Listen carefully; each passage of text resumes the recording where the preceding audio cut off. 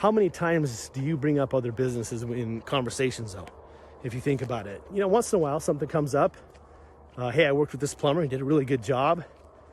Plumbers in my area are hard to find or whatever. But if you're not,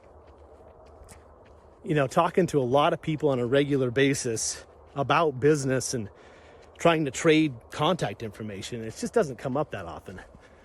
And that's why you don't get that many new customers from word of mouth.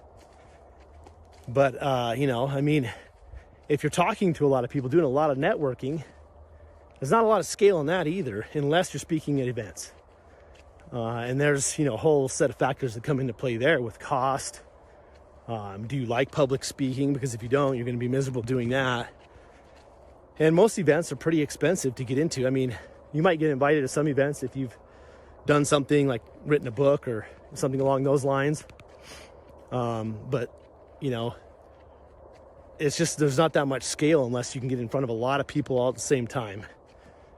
And I mean, you can do webinars, that's another thing. There are a few ways that you can speak and get in front of quite a few people, but I mean, that's really a form of marketing, doing webinars and doing events and trade shows and things like that. But, it's just one of the many ways. But if you're not doing some sort of marketing and advertising in some way, shape, or form, how exactly do you expect to grow your business? And if you're not trying to grow your business, what are you going to do with it?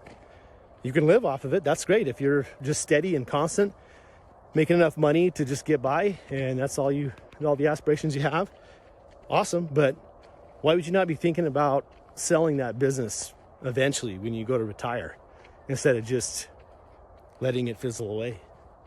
Something to think about.